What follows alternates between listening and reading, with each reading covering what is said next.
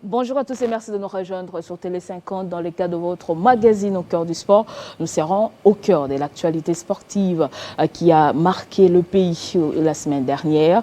Une actualité dominée par le football et les éliminatoires à la Coupe d'Afrique des Nations Côte d'Ivoire 2023. Vous le savez, la RDC a été battue à nouveau par le Soudan après la défaite ici à Kinshasa contre le Gabon. 2 sorties, 2 défaites pour la RDC. On en parle sur ce plateau. Comme d'habitude, je me fais accompagner de Gédé Louise Coupa. Bonjour et bienvenue. Merci beaucoup Nathalie. C'est un plaisir de partager le même plateau avec vous parce que ça faisait un peu longtemps. Malgré, je suis revenu ici il y a quelques fois. Et voilà, donc nous sommes toujours, nous avons les cœurs chauds quand ça parle actualité sportive, surtout les léopards. Lorsque ça ne marche pas, donc évidemment. Et c'est normal. Il est bien habillé ce matin. Il s'appelle Papi Kazadi. Bienvenue. Merci Nathalie Yoko-Posso pour cette invitation. Ça fait plus de 2 ans que je ne suis pas passé sur ce beau plateau de Télé 50. Je dis bonjour à tous les téléspectateurs qui sont en train de nous suivre et surtout à tous les sportifs qui sont devant leurs petits écrans pour suivre cette émission avec les analyses.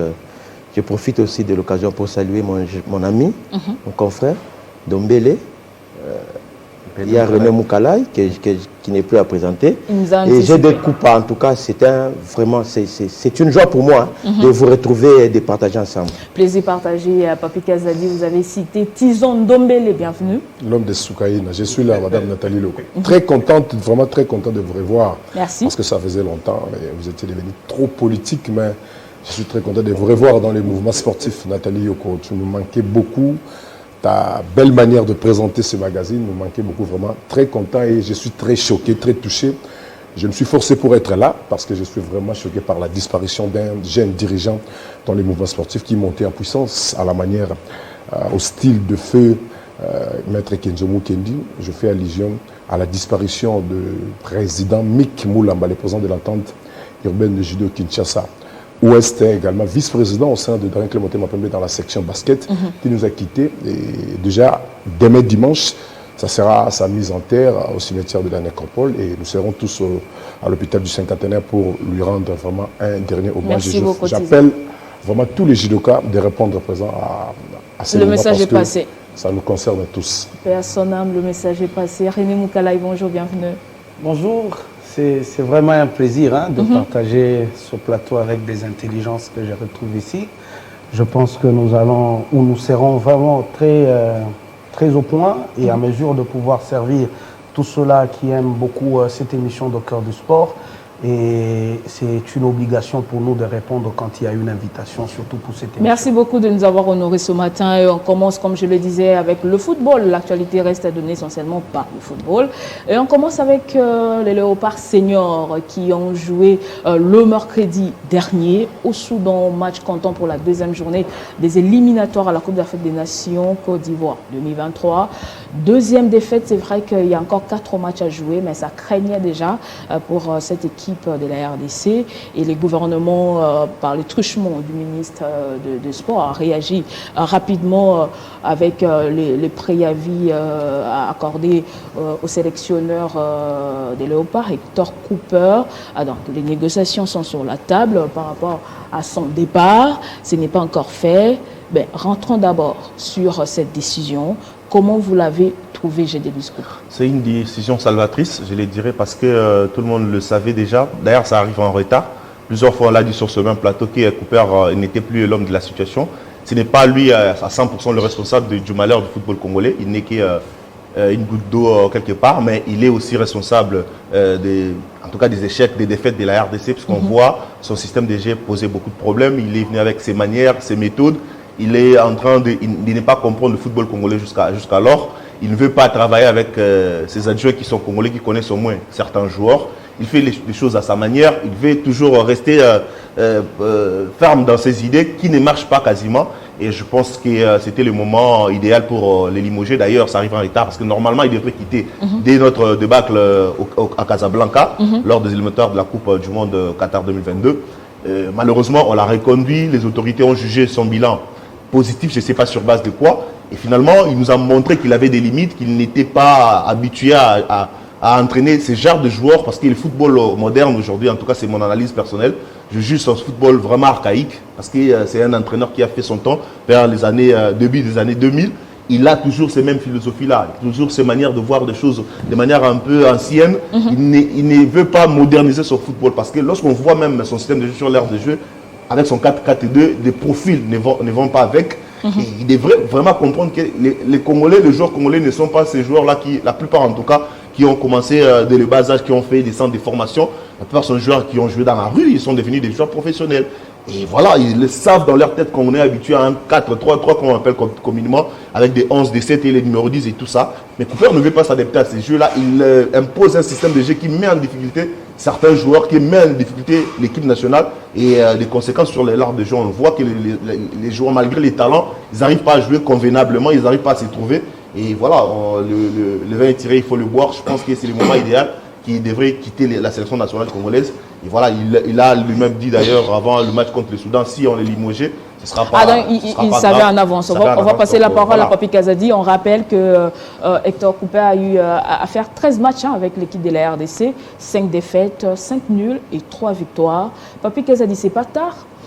C'est limogeage aujourd'hui. Pourquoi il fallait attendre cette deuxième défaite au niveau des éliminatoires de la CAN alors que l'homme avait déjà prouvé ses insuffisances après l'élimination au barrage du Mondial 2022? Merci pour cette question. C'est une question qui est vraiment pertinente. Nous l'avons eu à le dire dans le temps que Cooper, en tout cas, n'avait pas ses culots de diriger notre équipe nationale. Et si Cooper est là jusqu'aujourd'hui, moi je suis en train de pointer directement la fédération. Parce que la fédération, qui avait compris à travers, n'est-ce pas, le compte rendu du conseil, je crois, après notre élimination, il y avait un conseil de ministres qui s'était passé et le président de la République avait renouvelé sa confiance à tout le monde. Quand on parle du président de la République, c'était en politique. Quand on dit qu'il a renouvelé la confiance à tout le monde, c'était au ministère. Parce que le ministère, jusque-là, le ministère était en train de faire très bien son travail et que c'est grâce à l'implication du ministre Serge Condé que l'équipe nationale a eu quand même à jouer les barrages. Parce qu'il fallait voir, notre équipe était presque éliminée. Mais le ministre, lorsqu'il s'est levé lui-même, il a dit, en tout cas, tous les matchs, il doit être là, il doit être aux côtés des joueurs, il doit suivre ce que les staff techniques étaient en train de faire. Et nous avions eu quand même la chance de livrer nos 2 matchs de barrage contre le Maroc. Et n'eût été la désorganisation de la fédération, peut-être que aujourd'hui on parlerait. La fédération seulement par les ministères, on parle encore d'Hector Cooper, mais on va glisser dans l'autre débat. Hector Cooper a été sauvé, il a été sauvé par la fédération. Là, je vous dis, parce qu'au lendemain de notre débâcle au Maroc, on devait le faire partir. C'est la fédération qui l'a appelé et a évalué ce qu'il avait fait comme travail. Et la fédération est allée. La fédération, c'est l'organe technique qui est attaché au ministère des Sports. C'est l'organe technique de notre football. C'est cet organe qui présente le profil d'un entraîneur. C'est la fédération qui a fait ce rapport pour aller défendre Hector Cooper auprès du ministre. Et le ministre, en tant que responsable, il a dit non, on lui fait confiance. Voyons ce qu'il va nous produire avec les éliminations pour la CAN. Pour la CAN Côte d'Ivoire. Parce que dans les clauses du contrat de Cooper, il y avait la qualification à la Coupe du Monde et à la CAN Côte d'Ivoire 2023. Mais c'est que le ministre, voyant la première sortie et la deuxième sortie de Cooper, il a jugé bon, n'est-ce pas, de le mettre sous un préavis, parce que Cooper, jusque-là, n'a rien fait. C'est un vieux. On nous amène un vieux à la tête de l'équipe nationale, et ce vieux-là qui se comporte en dictateur, vous ne savez pas. Il se comporte en dictateur avec quel travail qu'il nous produit. Non, il se convoque au même moment que les joueurs. Il arrive 3 jours, 4 jours avant. Est-ce que vous allez, cet entraîneur-là, quel travail va-t-il vous faire? Parce qu'il ne connaît pas. Avec un salaire de 55 000 $. Il ne connaît pas les joueurs qui évoluent ici au pays. Le cas de Kevin Mondeko. il n'a jamais vu. Mais Kevin Mondeko devait commencer le match et ici et au Soudan. Mais qu'est-ce que Cooper a fait? Mais s'il vous plaît, Papi Kazadi, on va passer la parole à René Moukalaï. Toutes ces questions ne devaient pas être traitées en amont pour ne pas regretter aujourd'hui. Vous les saviez. Vous connaissiez son âge, son palmarès, son problème de communication. Vous savez qu'il arriverait au pays à 3 jours de la rencontre pour le rassemblement avec les Léopards. Tout ça. Pourquoi ça n'a pas été traité bien avant? Cooper a fait 1 année à la tête de la sélection de la RDC. J'aime beaucoup votre question, hein, parce que quand vous dites que pourquoi ça n'a pas été réfléchi en amont, et il fallait attendre ces 2 défaites pour que ça fasse mal, moi je pense que la faute incombe souvent à la fédération d'abord qui est l'organe technique national. Ça il faut qu'on se dise, sur le plan technique, c'est que il y a des choses à arranger au niveau de la fédération, mais dans ce que mon aîné aussi a dit, il y a aussi des choses à demander au ministère, parce que quand vous dites qu'il vient, par exemple, à la veille, il vient comme un joueur aussi, il n'a pas le temps de rester au pays pour suivre quand même d'autres joueurs. Donc ça, c'est la faute au niveau du ministère, parce que c'est le ministère qui doit avoir une très bonne politique. Parce qu'aujourd'hui, il ne faut pas qu'on enlève la relation entre ministère et fédération. Lorsqu'on parle de Cooper comme un mauvais entraîneur, je veux bien. Mais lorsqu'on fait l'appel d'offres à des entraîneurs, c'est qu'on regarde le profil, le parcours d'un entraîneur. Au regard de tout ça, si on peint le tableau de Cooper aujourd'hui, c'est quand même un entraîneur qui méritait entraîner la République démocratique du Congo. Mais là où nous devons nous poser la question, est-ce qu'il était encore en mesure de produire ce qu'il a déjà produit on avant, est resté nostalgique, au regard de son âge. Nostalgique. Exactement. Sur ce, après juste la déconfiture au niveau du Maroc, je pense que c'était le moment où et le ministère et la fédération devaient s'asseoir. Maintenant, regardez comment ils ne pouvaient pas s'asseoir pour réfléchir le sort de Cooper, parce que lorsque vous regardez même la réaction du préavis que le ministre a adressé au niveau à Hector Cooper, vous allez vous rendre compte que ça démontre directement qu'il n'y a pas un travail d'ensemble entre ministère et fédération. Pourquoi il n'y a pas un travail d'ensemble? Je pense que le ministre, il était dans ses prérogatives de rappeler à l'ordre sa fédération et que la fédération, comme c'est l'organe technique, parce qu'aujourd'hui, nous acquisons la fédération parce que Cooper, c'est le choix de la fédération. C'est que les ministres devaient rentrer encore à la fédération et poser des vraies questions. C'était à la fédération d'écrire maintenant à Cooper. Mais si on saute la fédération, on écrit directement. Ça prouve à suffisance qu'il y a des problèmes. Il y a un déficit de communication. Aujourd'hui, nous devons reconnaître la faute de la fédération et aussi la faute du ministère de Sport. C'est que, en dépit de ce qui se réalise sur le terrain, les Léopards sont incapables de nous offrir une seule victoire. Donc nous disons que techniquement, Hector Cooper ne donne pas la nouvelle touche à la fédération pour qu'on ait une très bonne équipe. Ça, c'est sur le terrain. Mais il faut qu'on se dise aussi des vérités. Le football se joue sur le terrain, mais aussi en dehors du terrain. Si les gens qui accompagnent cette sélection à pouvoir amener des victoires, ils ne parlent pas le même langage, je pense que ça influe aussi sur la gestion de cette équipe nationale. On va arriver, c'est justement la thématique. Hector Cooper va partir et après on va arriver. Parce que nous avons fait partie plusieurs entraîneurs. Ibengue est parti par manque de résultats, entre guillemets, parce qu'il a fait des résultats et après il n'y avait pas de résultats. Christian Sengibiembe a fait des résultats avec le U23 et il a qualifié l'équipe du Chan. Et quand on le ramène au niveau du A, nous avons fait partie encore Christian Sengibiembe. Mais maintenant là, c'est Hector Cooper qui va partir. Hector Cooper est en train de partir. Qu'est-ce qu'on se pose? Quelles sont les vraies questions que nous nous posons du football congolais? Nous allons faire partir tous les entraîneurs, mais on ne sait pas arranger les problèmes en interne. Je pense qu'aujourd'hui, c'est un problème de la politique sportive de la République démocratique du Congo qui sera menée par le ministère. On va arriver. On reste d'abord sur l'analyse de ces 2 matchs des éliminatoires. Tison Dombele n'a pas encore parlé. Est-ce que Hector Cooper était le seul vrai problème de cette équipe nationale? En écoutant René Moukalaï, je me posais la question si peut-être il m'avait suivi hier à la RTGA parce que c'était pratiquement la même chose que j'avais repris. Moi, je me suis dit, on va faire partir plusieurs entraîneurs, mais la maladie reste persistante parce que le problème du football congolais, le problème de cette maladie ne date pas d'aujourd'hui, madame. Papi Kazadi nous a rappelé notre débâcle face aux Marocains pour le pays, tout le monde, a commencé par le premier sportif du pays. On avait tous rêvé notre deuxième participation à la Coupe du Monde. Nous étions à des doigts de cette participation d'ailleurs. Ça fait aujourd'hui 48 ans que nous ne signons pas notre participation dans cette grande messe de football mondial. Hector Cooper n'a pas fait 48 ans au sein de notre sélection. Ça fait aujourd'hui, en matière de Coupe d'Afrique des Nations, nous avons quitté de 16 à 24 nations. La RDC n'a pas participé lors de la dernière édition au Cameroun.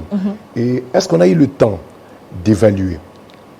Qu'est-ce qui nous a été dit en termes d'évaluation après notre débâcle du Maroc, après avoir raté cette édition de Cameroun? Qu'est-ce qui a été dit?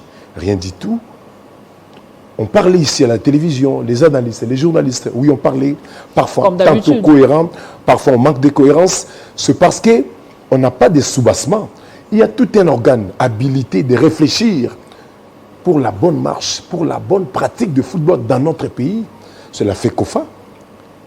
Et cet organe est considéré comme les conseillers techniques au niveau du ministère du Sport, les conseillers techniques du gouvernement à ce qui concerne l'encadrement de la jeunesse dans notre secteur de sport et plus précisément dans ce phénomène de société qui est le football.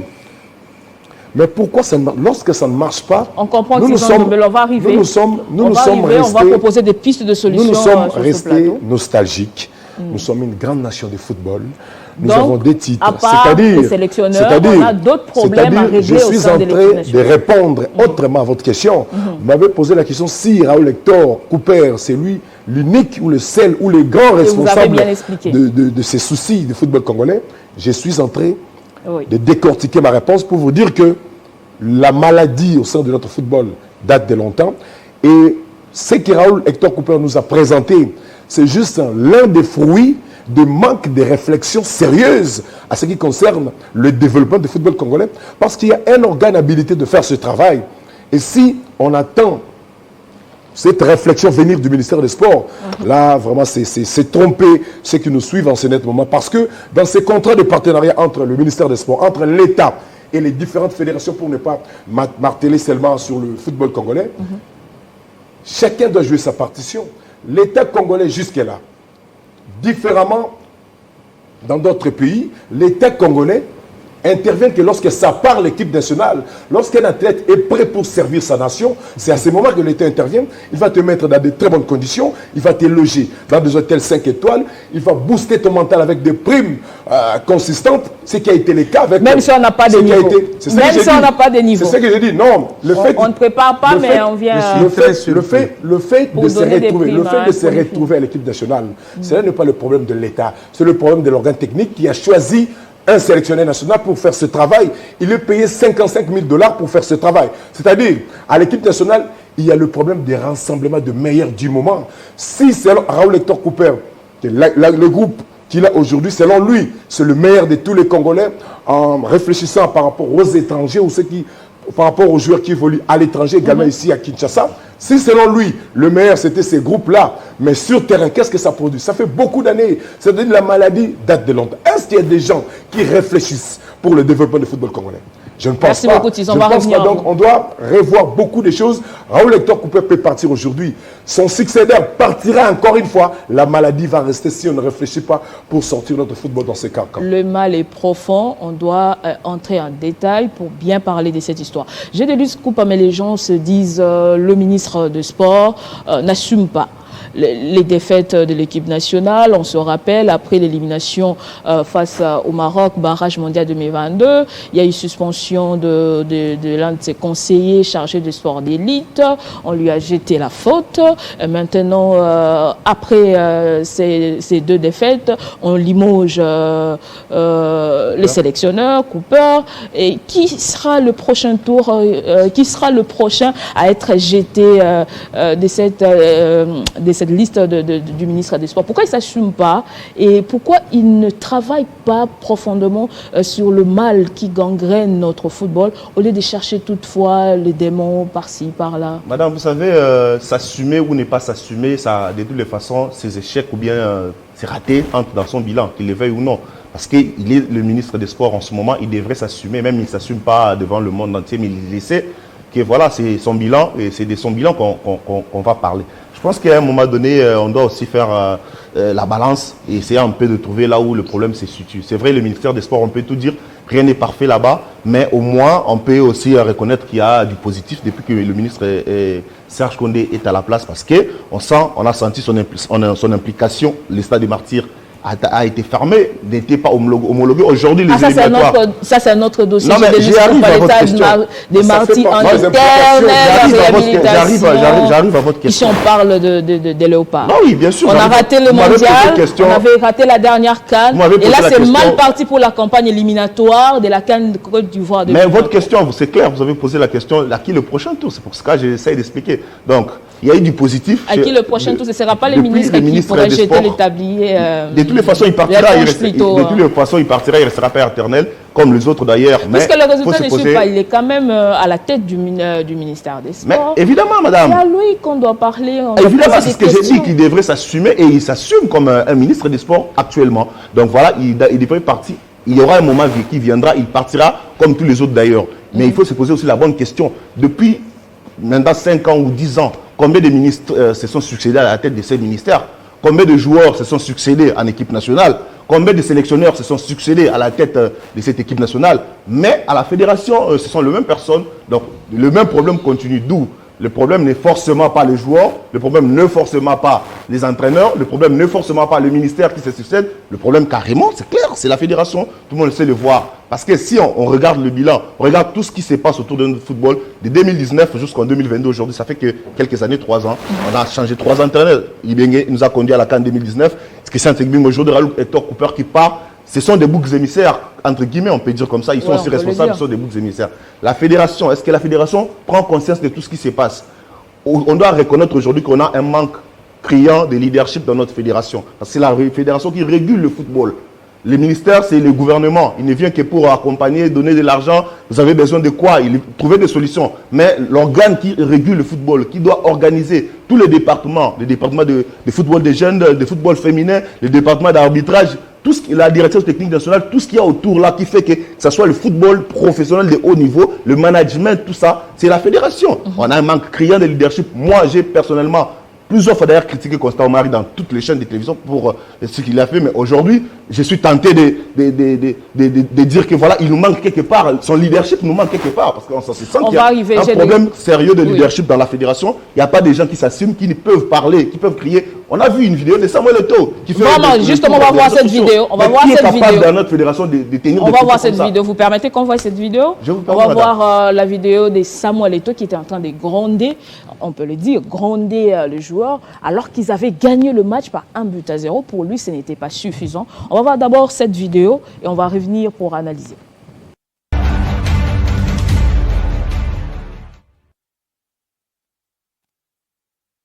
Moi, je ne suis pas content. Je ne suis pas content du tout. Vous représentez l'équipe nationale du Cameroun. Je m'en fous qui est en face de vous, vous devez faire le job. Vous devez faire le job. J'ai pleuré pendant plusieurs années parce que je manquais mes Coupes du Monde, mais je sais quel problème j'avais. Je sais quel problème j'avais et pourquoi je ratais mes Coupes du Monde. Ça ne va pas se passer tant que je suis président. J'ai pris cette présidence pour changer les choses. Et les places seront chères, je vous dis. Personne n'a sa place assurée dans cette équipe. Personne n'a sa place assurée dans cette équipe. Vous devez faire votre job. Celui qui veut venir porter le maillot du Cameroun, il fait son job quand il est dans cette équipe. Sinon, il ne vient pas et je serai content. Je jouerai avec des enfants. J'ai été assis là 26 ans comme vous. Je sais ce que vous pensez. Vous vous dites c'est un salaud, mais j'ai été le meilleur étant assis là. Et je sais pourquoi j'ai raté. Et aujourd'hui, je suis le président. Je vais tout vous donner, même ma vie, pour que vous soyez dans les meilleures conditions. Même ma vie. Et je bagarre avec tout le monde pour vous mettre dans les meilleures conditions. Parce que vous êtes assis là, vous ne savez pas quel bagage est derrière pour vous mettre dans les meilleures conditions. Mais quand on vient, c'est le Cameroun, les gars. Le Cameroun, pour moi, il n'y a rien de plus beau. Il n'y a rien de plus beau. Je donnerai ma vie pour mon pays. Il n'y a rien de plus beau. J'ai une très grande estime de mon pays. Et je vais arriver là où je vais. Avec vous ou sans vous. Si vous voulez être dans ce voyage, vous devez vous bouger, les gars. Je vous dis. Parce que cette Coupe du Monde, ne soyez pas sûr que vous serez dans cette liste. Si c'est ce que j'ai vu aujourd'hui, vous ne serez pas dans cette liste. J'ai besoin de plus, les gars. J'ai besoin de beaucoup plus. Parce que moi, je rêve de gagner cette Coupe du Monde. Et tous les problèmes que j'ai connus comme joueur ne vont pas se répéter. Et mon premier choix, c'est d'avoir un groupe humainement bon. Parce que j'ai raté, parce que je n'avais pas un groupe humainement bon. Mais j'avais des grands joueurs. Et de très très bons joueurs, les gars, croyez-moi. J'avais des équipes incroyables. Mais le groupe n'était pas humainement bon. Et mon premier défi, c'est que mon groupe soit heureux de vivre ensemble. Heureux de vivre ensemble. Dès que ce groupe sera heureux de vivre ensemble, on va gagner, les gars. Mais par contre, bougez-vous. Maintenant, moi, je m'en fous. Celui qui veut venir ici, c'est selon les règles de la Fédération camerounaise de football. Voilà, vous suivez là Samuel Eto'o, président de la Fédération camerounaise de football. Et directement, on va prendre le nôtre, le président Chimanga, président de la Fédération congolaise de football association, avant le match contre le Soudan. On va revenir tout à l'heure.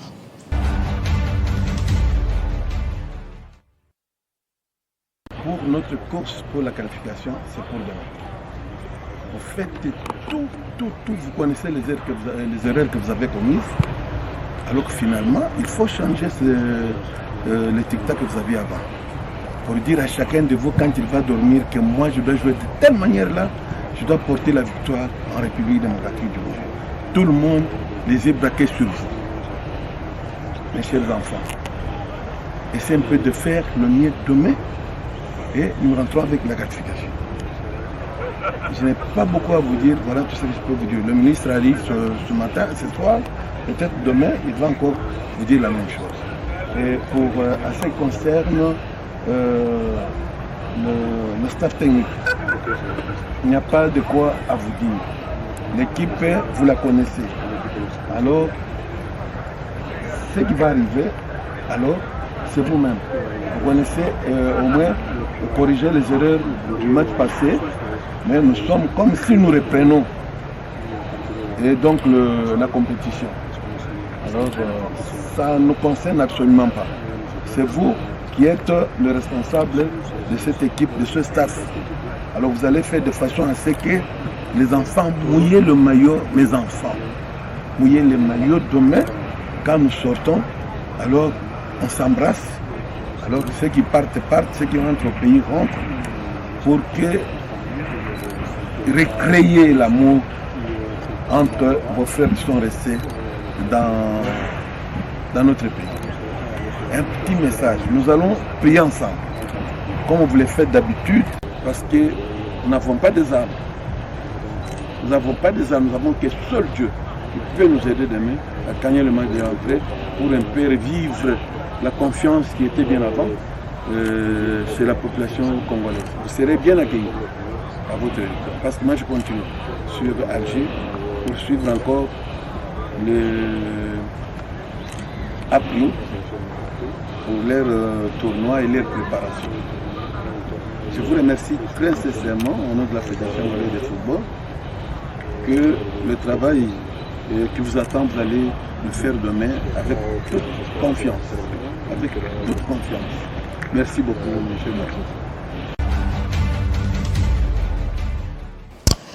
C'est l'affaire de l'équipe nationale, ça concerne tous les pays.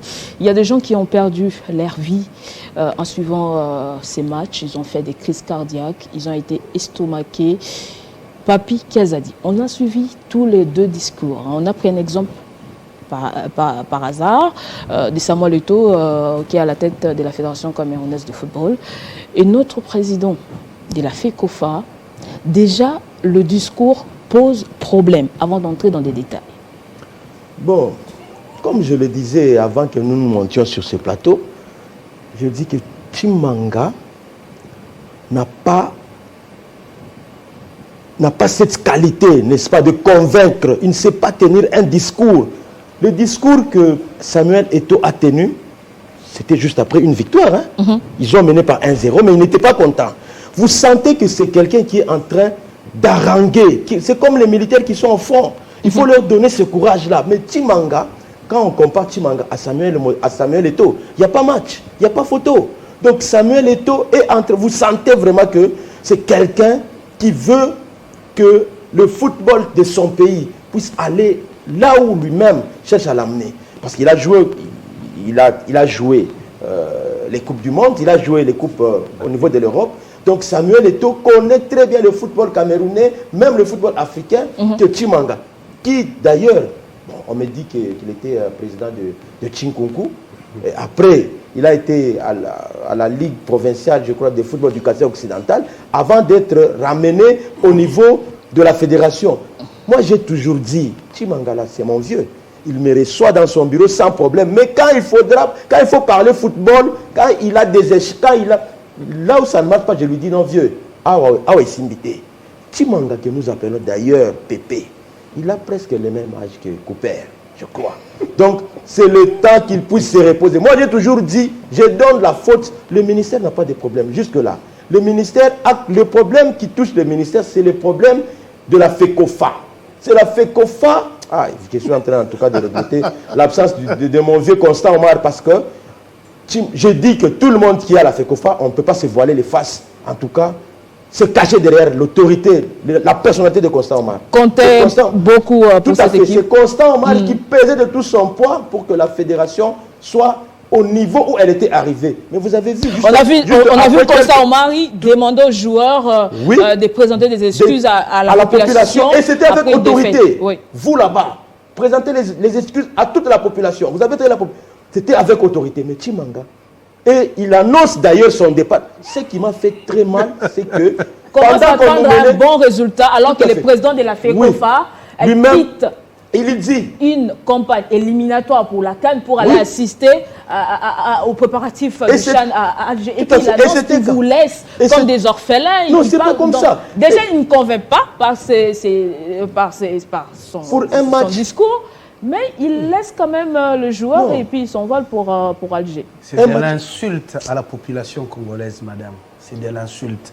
J'ai vu un président innocent. Rien à voir avec le football, rien à voir avec la discipline. Je pense que ça peut être par magie ou par... un novice. Je ne sais pas si c'est la manne qui est tombée du ciel, automatiquement, il fait l'intérim au niveau de la fédération. Vous savez, aujourd'hui, même nous, la presse, on ne peut pas avoir peur de dire les choses clairement. Vous savez, cette fédération, GD l'a bien dit ici. Et mon vieux, je pense que dans la fédération, il y a beaucoup de choses qu'il faudra changer. Mais il faut commencer d'abord par faire les élections. Exactement, exactement. Si mais comment il était parvenu au poste de la vice-présidence pour remplacer Moi, je dis seulement. Aujourd'hui, la majorité des électeurs à l'Assemblée de la Fédération, c'est les représentants de clubs. Tout à fait. Ce n'est plus les entités. Et je me dis, ces gens-là mettent beaucoup de moyens pour l'encadrement de la jeunesse. C'est maintenant qu'ils doivent se prendre en charge. Ça signifie, déjà quand on voit le président AI, il ne mérite pas de se retrouver dans la fédération. Et s'il nous ramène encore un monsieur comme ça, c'est qu'eux-mêmes ne veulent pas de l'avancement de ce sport.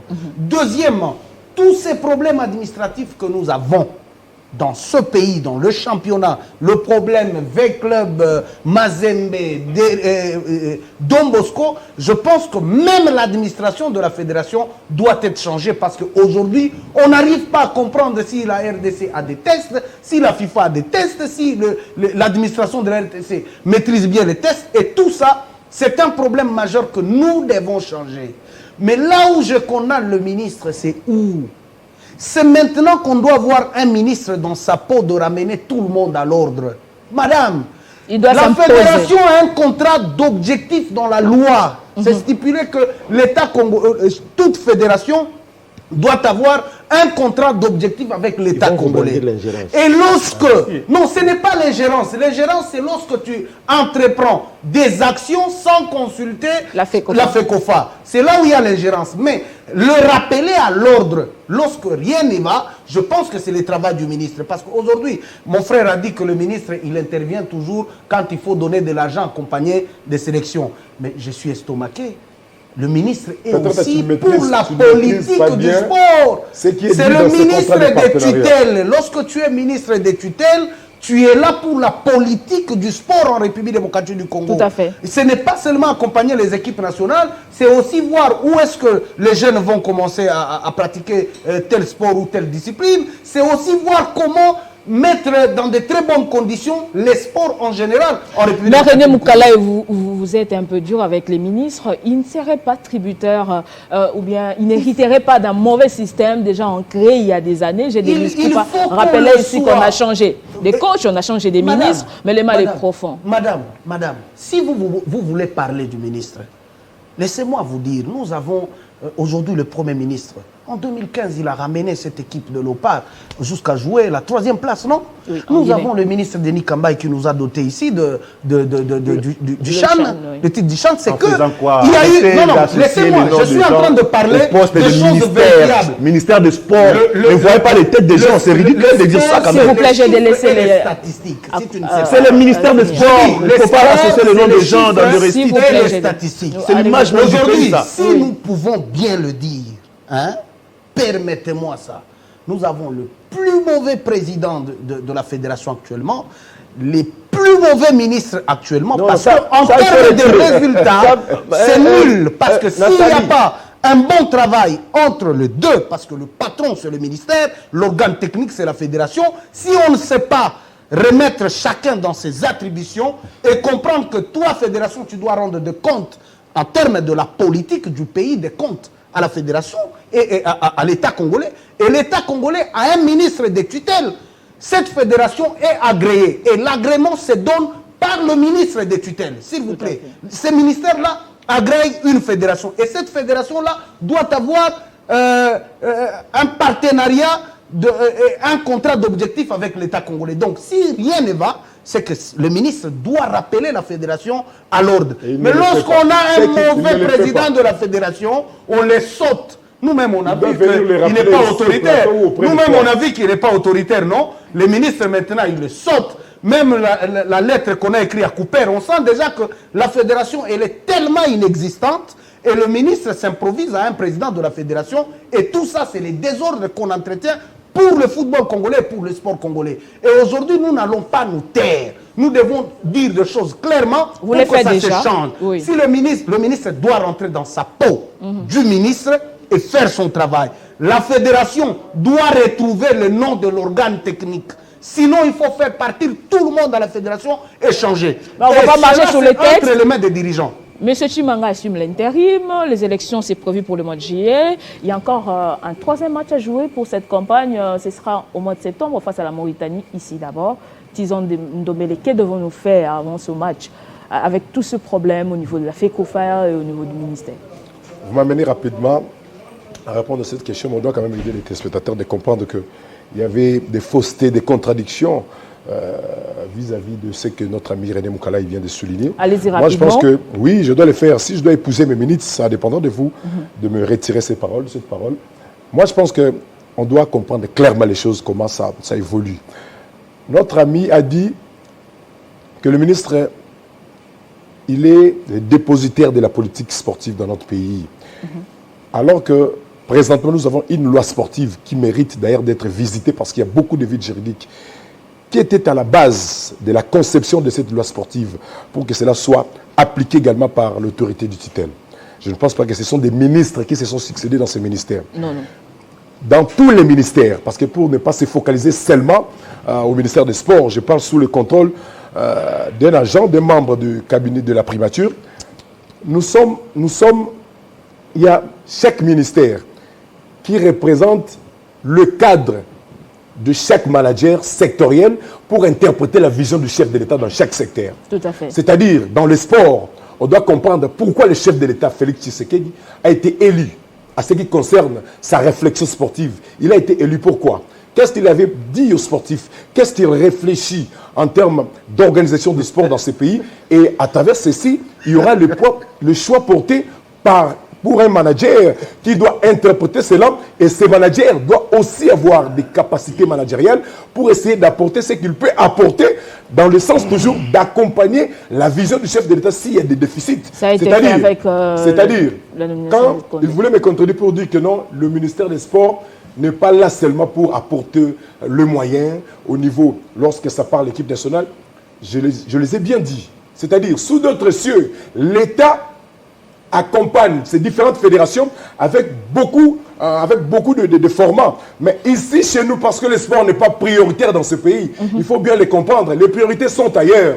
Le sport, déjà, avec la réflexion de notre argentier national, tout ce que l'État débourse pour le sport, c'est considéré comme du fonds perdu parce qu'on ne sait pas réfléchir comment rentabiliser la pratique du sport dans notre pays, au-delà de cette casquette en termes d'encadrement de la jeunesse. On ne sait pas rentabiliser, alors que le football, pour ne pas parler de sport d'une manière générale, le football, c'est un phénomène de société, c'est un grand business qui demande des sommes colossales si vous avez besoin des résultats, si vous avez besoin qu'aujourd'hui le football devienne un secteur régénérateur de fonds dans les trésors publics, il faut aussi réfléchir comment on doit le rendre. On l'a vu à l'Occident. Aujourd'hui, le football produit beaucoup d'argent. Il y a beaucoup de trésors publics en Occident. Si nous sommes incapables de le faire aujourd'hui, c'est parce que ça fait longtemps. Je l'ai dit ici, la maladie date de longtemps.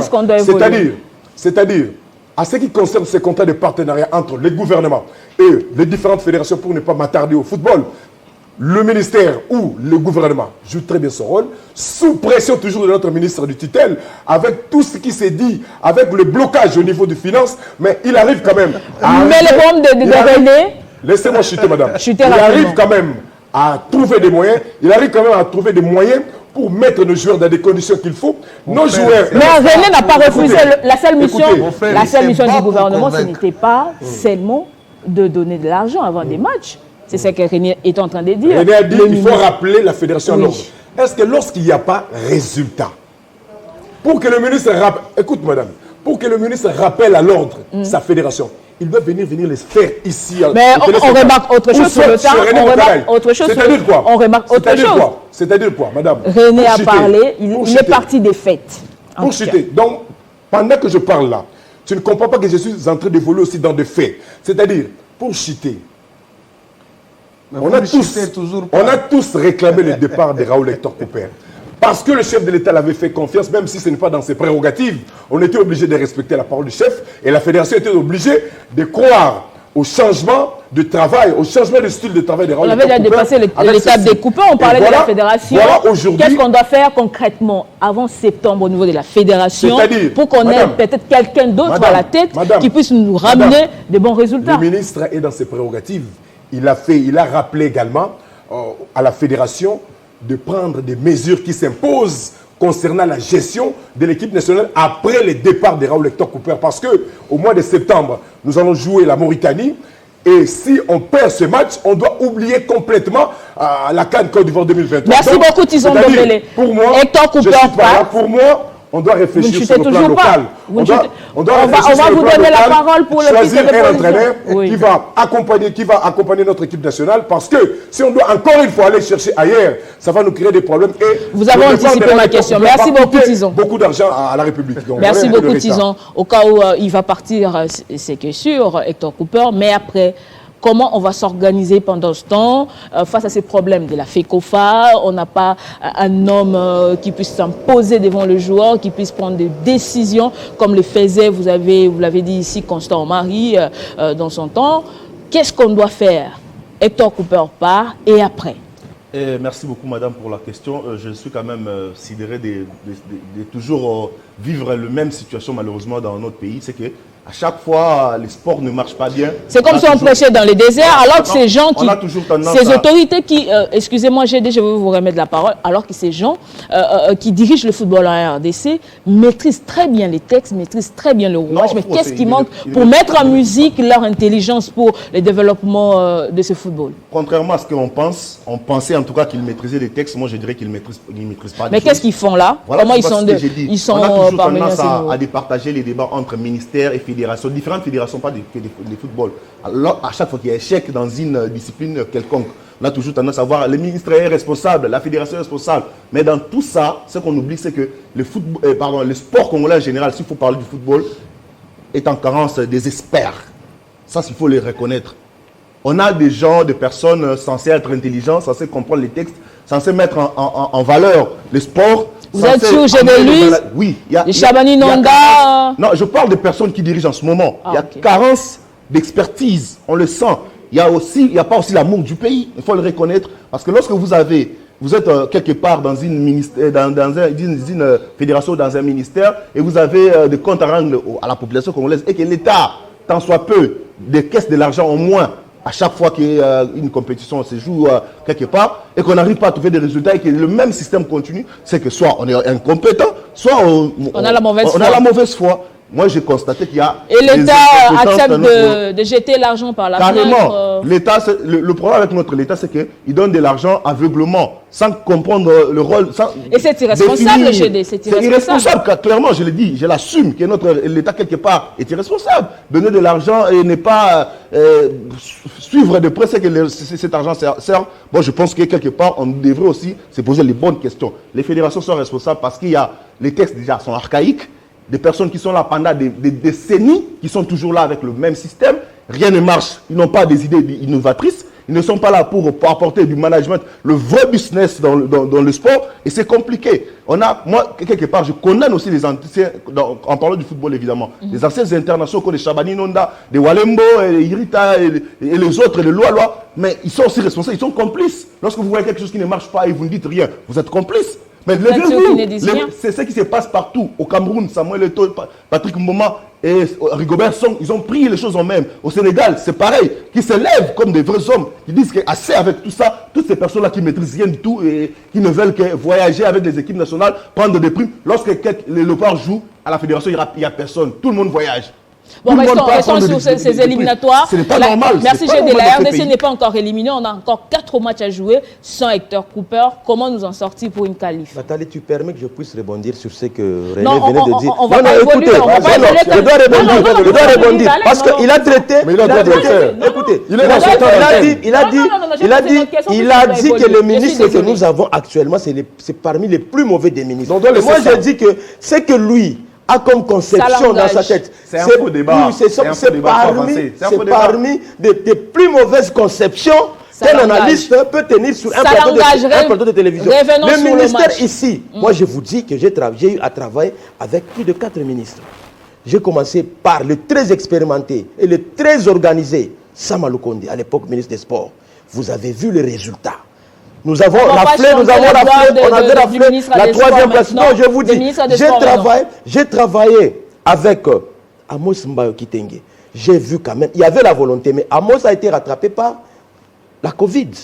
Par la période de la Covid, tout ce qu'il avait comme projection n'a pas tenu parce qu'il y avait justement gouvernement FCC Cash, Covid, on parle peu de ministre. Mais aujourd'hui, nous avons un Serge Condé qui est venu avec cet esprit d'abord d'organiser les histoires. Il faut voir partout où il est passé. Merci. Voyez, même ne fût-ce que un seul exemple, c'est le stade des Martyrs. Voyez, avant Serge Condé et après. Comment le stade des Martyrs est... Non, pas la même chose. Pas la même chose. Non, on ne va pas rester dans ces débats. Moi, je dis que tu as une mauvaise conception en ce qui concerne... Papi Kazadi, depuis tous ces temps la population congolaise, s'il vous plaît. Ça peut être jugé parce qu'il y a un chien dans le football. Même lui-même. Mais allez dans notre fédération. Papi Kazadi, on peut parler du match maintenant? S'il faudrait maintenant revenir au match de septembre, oui. Moi je dis que... On a 4 matchs à jouer, justement, on a plus de sélectionneurs. C'est aujourd'hui qu'il faudra, comme il y a un préavis, un préavis ce n'est pas encore la fin du contrat. C'est ça. Un préavis, ça se discute. Je peux prendre un exemple banal.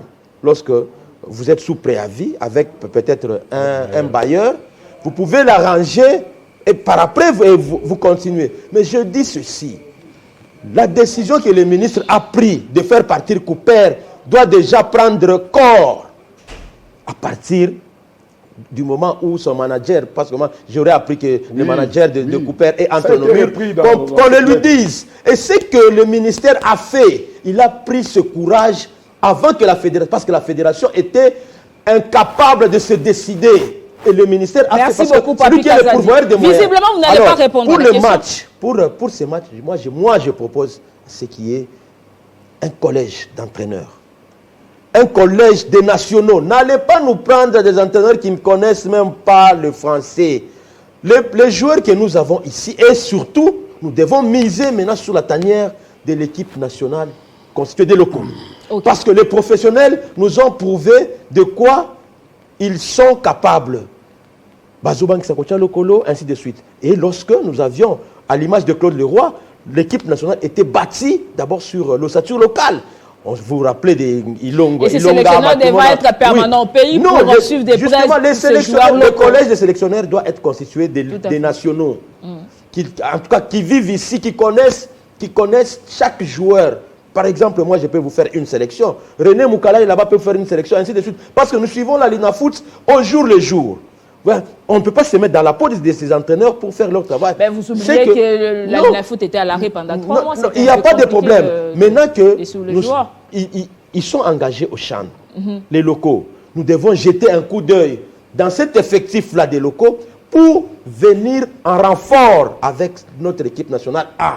Et je vous dis qu'avec les locaux, nous aurons gain de cause. Nous allons obtenir, je crois, des victoires parce qu'ils vont jouer avec cet amour, vraiment, cet amour de la patrie. Merci beaucoup, Papi Gassadi. Puisque vous parlez déjà des locaux, on va parler de ces stages d'Alger qui viennent de s'arrêter malheureusement. La RDC, ils ne prenaient pas. On a joué 2 matchs, une victoire d'abord. Oui, ça s'est arrêté suite à la mort d'un joueur par accident. Voilà. Ça s'est arrêté. Non, il était parti avant qu'on ne joue contre l'Algérie. On a été battu sur le score de 3-0. Les derniers matchs devaient se jouer face au Niger, dans la RDC face au Niger. Malheureusement, la compétition, non pas la compétition, le stage s'est arrêté. Ces mini-tournois des 4 pays s'est arrêté. C'est quand même important, c'est qu'a dit Papi Kazadi sur les joueurs locaux. On doit suivre des près ces joueurs qui viennent de prendre part à ces mini-tournois. Un bilan, on va dire positif, une victoire face au Sénégal et puis une défaite, bilan positif ou moyen. Une victoire face au Sénégal à l'entrée et puis cette défaite face à l'Algérie, 3-0. Je pense que dans ce tournoi, moi je ne m'attendais pas aux résultats. Gagner ou ne pas gagner. Oui, ce n'est pas les résultats qui comptent, mais la les manière de jeu. Comment le joueur devait se comporter à la nouvelle philosophie que doit maintenant que Otis Ngoma mène avec tout son staff. Je pense que voir aussi les niveaux physiques et aussi techniques des valeurs qui sont parties représenter la RDC, il y a de quoi aussi à dire dans cette sélection. Je pense qu'il y a 2 gars qui ne devaient pas se retrouver, mais je pense que c'est le stage. Ils ont participé, il fallait laisser aussi d'autres joueurs qui devraient jouer de matchs importants dans le championnat. Mais je pense que la sélection de locaux a été handicapée aussi par le gouvernement qui a été un peu irresponsable dans cette matière. Encore une fois. Parce qu'il fallait qu'on reprenne le championnat avant, parce que c'est l'État, exactement, c'est l'État, c'est le gouvernement. Ah, vous faites allusion à l'arrêt de la Lina Foot. L'arrêt de la Lina Foot, j'ai dit, sur le plan physiologique, on aura toujours de joueurs qui auront de petits problèmes physiquement, parce que déjà le championnat ne va pas arriver à son terme de la 2e phase, c'est qu'on va finir seulement avec la phase aller, où il y a de grands clubs, entre guillemets, Mazembe, Vec Club, Lupopo, Derinklo Motema Pembe, ça ne reste pas plus de matchs. Vec Club a 2 matchs, Mazembe 2 matchs, Lupopo 2 matchs. Là, on peut avoir quand même la majorité de joueurs. Ça signifie que si on passe maintenant aux éliminatoires, avec le groupe que Otis est parti avec, il y a des éléments qui font enlever, il y a des éléments qu'il faudra ajouter. Est-ce que ce stage a beaucoup enseigné à Otis Ngoma? Nous aurons maintenant des joueurs avec moins de matchs qui viendront encore s'ajouter dans cette sélection. Bref, on n'aura pas la meilleure sélection du CHAN de tous les temps. C'est qu'on doit encore laisser quand même à Otis Ngoma de travailler parce que nous avons été handicapés par le championnat national. Mais quand même, ce stage a été d'un grand apport pour voir quand même les niveaux techniques de joueurs. Et il faudra, je pense, multiplier ces stages au niveau national. Exactement. Le championnat va s'arrêter le 4 juillet, après dérogation accordée par les ministères des Sports. Donc, Otis Ngoma aura le temps de convoquer les joueurs pour plus de stages pour qu'ils soient en jambes. C'est quand même salutaire. Bon, moi je pense que il est grand temps vraiment qu'on réfléchisse comment on peut aller avec le football congolais. Parce que, oui, on va aller au CHAN. On aura un match à jouer pour assurer notre participation au CHAN. Mais nous devons arrêter d'être trop exigeants, surtout en matière de football. Nous devons arrêter de placer des objectifs, des objectifs majeurs, c'est-à-dire la gagne du titre. On doit mettre en place un projet à long terme. Tout à fait. On doit mettre en place un projet... Que ce soit pour les seniors ou bien pour... Oui, je parle de football d'une manière générale. On doit mettre en place un projet à long terme. Et ces projets Et ces projets doivent être réfléchis par des experts, c'est-à-dire des gens à qui on doit faire confiance et des gens qui doivent dégager le DER de l'amour de la patrie. Parce que le patriotisme n'est pas un mot vain, c'est tout un comportement. On ne peut pas continuer à être au siège de football, c'est parce qu'on a toujours l'idée de voir quel est mon intérêt ici, qu'est-ce que je peux soutirer ici. Reculer pour mieux sauter, s'organiser pour un long projet. Pourquoi? Parce que ça devient récurrent, où on constate lorsque ça parle le football, lorsque ça parle l'équipe nationale de football, on voit beaucoup de structures telles que le comité national de soutien au léopard, allez-y le léopard, alors qu'en réalité, le léopard n'est pas seulement de football, il y en a plusieurs léopards. On a vu le président Eric Kinzambi de la lutte, il trimbalait, il passait de gauche à droite à la recherche de moyens pour aller au Maroc, alors que finalement, après la pression, après le travail du ministre Serge Konde, il a eu le moyen pour arriver là-bas. Il nous a ramené 10 médailles. Oui, j'ai vu. Dans d'autres disciplines, on n'arrive pas à ramener des médailles, mais pour le football, il faut un projet à long terme. Les fonds n'ont pas nous avons vu également cette fédération-là. Nous avons vu également, laissez-moi Vous n'êtes pas d'accord avec vous, on ne va pas entrer dans ces débats. On reste sur le football. Il n'est pas obligé d'être d'accord avec moi. C'est normal. Il y a beaucoup à dire dans cette fédération. Pour le football, il faut un projet à long terme.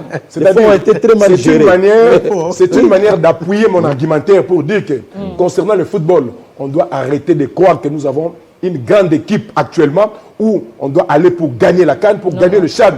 Arrêtez de Même au niveau du CHAN, on ne fait plus peur comme avant. Nathalie, arrêtez de placer ces grands objectifs comme ça. C'est-à-dire, si on peut participer, participons pour participer, mais mettons en place un projet à long terme où chaque étape doit être évaluée.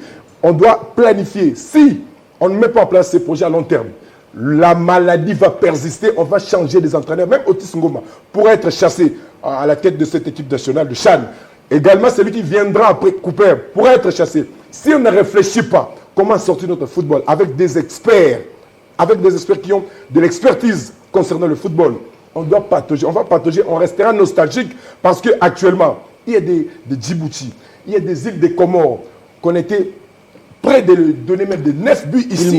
Mais aujourd'hui, tu as vu ce que les Comoriens nous a présenté. Ils se sont organisés, on travaille. C'est-à-dire, sous notre ciel, les gens réfléchissent. Les gens travaillent à travers un projet à long terme où chaque étape est évaluée et on avance comme ça. Chez nous, nous sommes restés nostalgiques, nous sommes une grande nation de football et lorsque ça part l'équipe nationale, on voit l'entraîneur venir à 3 jours du match et on rassemble les joueurs pour le placer devant un fait beaucoup compliqué. Moi, je pense que si on ne réfléchit pas, si on ne s'arrête pas un moment pour réfléchir, on fera même 10 éditions, on ne pourra pas participer. Déjà, on a quitté de 16 à 24 nations, on n'était pas là. On n'était pas parce que l'Afrique, il y a eu la CAN, c'est-à-dire on doit réfléchir pour le football congolais. Et la première personne à nous dire cela, c'est le chef de l'État. Lors de ces conseils de ministres qui avaient suivi après notre débat il ne suffit pas de le dire, il ne suffit pas de le dire, il faut passer de la parole à l'acte. C'est parce qu'on doit passer en acte. La parole du chef a de la force plus qu'une loi. Lorsque le chef parle, le manager, l'équipe qui suit doit faire en sorte de mettre cela en pratique. C'est-à-dire, le chef avait bien dit, il est grand temps de réfléchir comment accompagner d'autres disciplines parce que le sport dans notre pays n'est pas seulement le football. Pourquoi? C'est parce que le résultat n'est pas là, c'est parce qu'on ne réfléchit pas. Et le chef en a marre. Ce n'est pas au chef de l'État de réfléchir pour l'organisation du football. Il y a tout un organe approprié lorsque le travail n'est pas fait. Le chef doit agir, et voilà pourquoi le ministre a agi à travers ces préavis donnés à notre sélectionneur. Donc, bonne chance à notre équipe nationale de léopards locaux. Je crois au travail, je crois à l'expertise de notre entraîneur Otis Ngoma, mais ce que je crains, nos joueurs ont fait plus de 4 mois sans compétition. Voilà pourquoi ils ont sombré après, lors de ce match face à l'Algérie. Pour laquelle on disait qu'on devait multiplier. On n'avait pas besoin de résultats, c'était une compétition amicale, question de tester l'équipe. Vraiment, ça promet. C'est important le résultat. Ça promet, on doit être clairement, on doit dire clairement aux Congolais que si nous allons participer, même à l'équipe A, même à l'équipe A', si nous allons participer dans des compétitions majeures, pas pour les titres, mettons en place un projet à l'interne, mais comme ça on va réfléchir. Par rapport à ce qu'ils proposent, on doit faire une équipe à la base d'une constitution de joueurs locaux. Oui, ce n'est pas bon, ce n'est pas mauvais, mais tout ceci doit être accouché dans un projet à long terme. Si on va patauger comme ça à chaque fois qu'il y a échec, On revient sur un plateau pour essayer de démasquer ce qui ne marche pas. Vraiment, Merci beaucoup, Tison. Il faut que les choses se réorganisent au niveau du pays. C'est bien beau de miser sur les locaux, mais pour les cas d'espèce, l'arrêt du championnat pendant 3 mois, ça profite à qui? Il ne serait pas aussi possible de penser, par exemple, à miser sur une équipe de jeunes, bien préparer l'ossature et suivre aussi nos binationaux qui sont à l'extérieur du pays. Généralement, ils sont dans des divisions inférieures. On le ramasse ça et là, sans compétition. On parlait des Kiassouma ici, sans compétition, mais il est gardien de but titulaire au sein de l'équipe nationale. Vous attendez à quoi? Yoko, merci. Je crois que GD pourra prendre la parole après moi. Allez-y rapidement, on est en train de Le problème, c'est que nous devons bâtir, comme je l'ai dit tout à l'heure, notre équipe nationale avec nos joueurs qui évoluent ici au pays. Parce que là, au moins, nous avons une idée de tout ce qui s'est produit comme jeu. Et les binationaux, s'il faudrait commencer à appeler les binationaux, à peine, je crois, peut-être 5 ou 6 qui viendront renforcer. Ce n'est pas dire que lorsqu'ils viennent, ils sont titulaires. Vous avez des joueurs comme les Philippe Kinzumbi, vous avez des joueurs comme les Kevin Mondeko, vous avez des joueurs qui sont en train de nous prouver, même le gardien de Mazembe, il a fait en tout cas ses preuves lors du match de demi-finale. Ce sont ces joueurs-là sur qui d'abord nous devons compter. Quand vous nous amenez un Kiassoumbois, qui est pendant 2 ans chez lui, il a combien de temps de jeu? Vous avez vu les buts qu'il a pris. Donc ce sont des buts qu'un gardien, à l'époque, qui Diaba ne pouvait pas accepter d'enquêter de tels buts.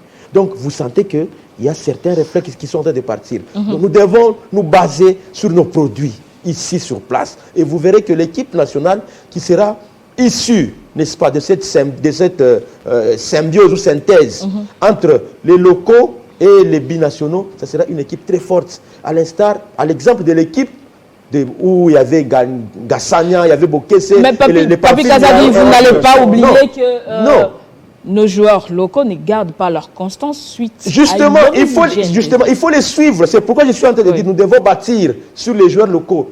Parce que là, au moins, nous avons le temps de les suivre. Parce que les binationaux, on ne les suit pas. On ne sait pas. Je vous dis que Cooper ne suit aucun joueur. À part son Kiassoumbois.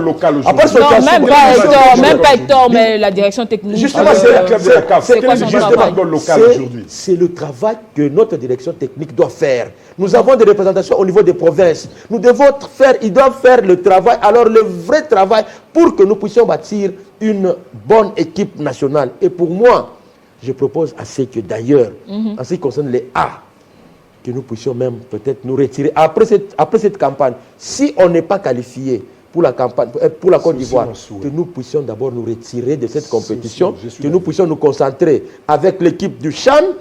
C'est à partir de cette équipe du Chan que nous allons pondre, n'est-ce pas, une nouvelle équipe qui va prester pour les A. Parce que comme ça, il faudra faire appel à une bonne foi des dirigeants. Est-ce qu'ils vont accepter de ne pas gagner de l'argent? Là, c'est l'argent. Aujourd'hui, la FECOFA, les frais d'émission, les voyages, une agence d'affaires, des hommes d'affaires. Parce que quand il y a match de léopard, chacun sait, oh, je vais faire ceci, je vais faire cela. Non, ça, nous devons arrêter avec ça. Nous devons mettre, oui, même une agence de voyage. Lorsque vous voyez le secrétaire, les deux officiels sont en déplacement. Les deux officiels, le secrétaire et son adjoint. Ils ont déserté les bureaux. Non, le secrétaire est déjà rentré. Pas plus loin qu'hier, pas plus loin qu'avant-hier. Il y a la Coupe du Congo féminine devait commencer. On devait procéder au tirage au sort. Mais les équipes, les représentants des équipes qui se présentent à la fédération, il n'y avait personne. Aucun officiel. Et le secrétaire et son adjoint, ils sont tous dans les airs. Ils ont pris les avions. L'autre est allé en Algérie, l'autre était au Soudan. Mais je me dis, c'est quelle façon de faire les choses. Donc, et le football féminin, vous voulez aussi l'enterrer? Non. En tout cas, jusque-là, on le dit, je parle comme sportif, comme analyste sportif. Moi, je suis en train de parler comme analyste sportif. Nous sommes ici en train de parler sport. Et le sport est pratiquement dans notre sens. C'est notre ADN. Oui. Nous devons le dire que ceux-là qui sont à la fédération, ils sont en train de tuer notre football à tous les niveaux. Que ce soit sur le plan féminin, que ce soit sur le plan masculin. Ils sont en train de tuer notre football. Nous avons dégringolé. Le président Constant a quand même laissé l'équipe à un certain niveau. Merci beaucoup, Papi Kazadi. Oui, à un certain niveau, mais et les autres, juste à peine une année. Une année du départ de Constant Omar, vous avez vu. Vous voyez le théâtre que nous offre la fédération. Mais je suis en train, justement, c'est pourquoi je suis en train d'en appeler, on va conclure. Même au ministère. Oui. Parce que c'est le ministère qui a la tutelle toutes les fédérations. D'approcher toutes les fédérations, s'il faudrait dire en général, mais en particulier la fédération de football. En tout cas, ça ne va pas. Ça ne va pas. Et lorsque ça ne va pas à cette fédération, vous voyez les résultats. Dans d'autres fédérations, nous avons compté plus de 20 médailles avec Serge Collé. Dans d'autres fédérations. Le football n'est pas le sport. Quand tu parles du judo, je suis d'accord. Le football n'est pas le sport congolais. Quand tu parles du judo, je suis d'accord. De la lutte, merci beaucoup. Tu as 10 médailles également. Je suis d'accord. Mais flûte, là, il y a des problèmes. Merci, ça n'engage que vous, Papi Kazadi, on vous comprend. Merci beaucoup. On retient qu'il nous faut un projet à long terme pour l'équipe, pour le football en RDC et pour les 4 matchs restants pour les éliminatoires à la Coupe d'Afrique des Nations Côte d'Ivoire. Il faut qu'on muse sur les locaux et même pour les staffs techniques. Papi Kazadi et vous tous, vous avez proposé qu'on muse sur un collège local. Moi, je n'ai pas encore parlé sur ce Alors, point-là. on va chuter avec vous. Donner mon avis. Oui. En fait, je pense que madame, à un moment donné, la magie du football n'est rien d'autre que l'organisation. En fait. Si nous avons un championnat digne de nom, nous avons vu en 2009, lorsque Mazembe a triomphé en Afrique ici, les championnats étaient meilleurs. Mazembe jouait les interclubs de la CAF.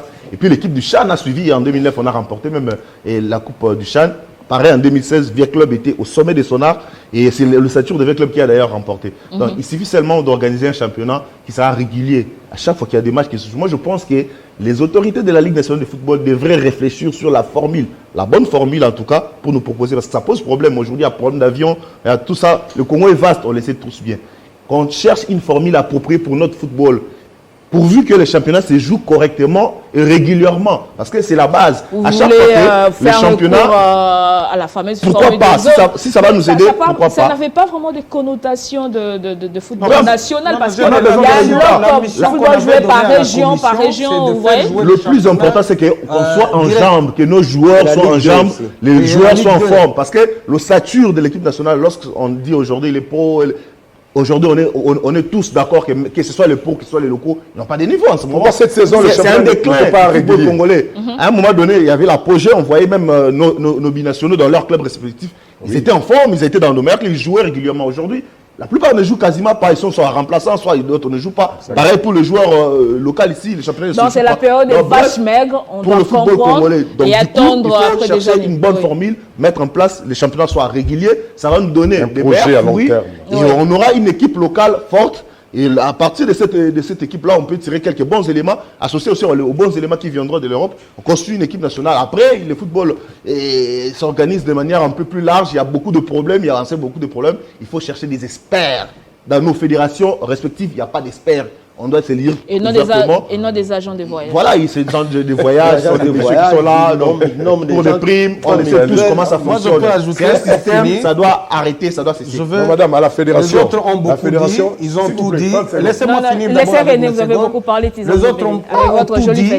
Vous avez tout dit, mais il faudra maintenant que l'État congolais réfléchisse maintenant pour dire que est-ce que nous pouvons développer aussi ce pays avec le sport.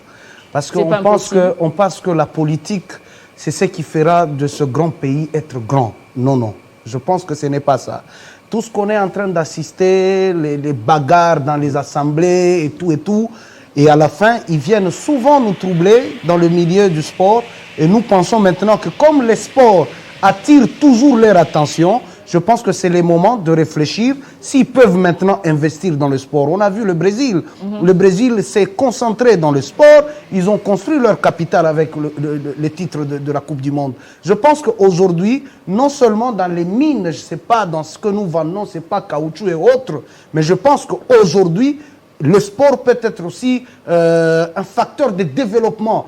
Et si l'État congolais réfléchit maintenant pour mettre beaucoup de moyens, et amener quand même au sport à se stabiliser, je pense que nous pouvons voir aussi autrement. Surtout. Exactement. Merci beaucoup, messieurs. Merci beaucoup, messieurs, pour vos brillantes interventions. Merci d'avoir répondu à notre invitation. Ça n'est donc terminé pour aujourd'hui. Merci à vous de nous avoir suivis de partout. Le prochain rendez-vous, c'est le samedi. On va vous retrouver avec le même plaisir. Merci.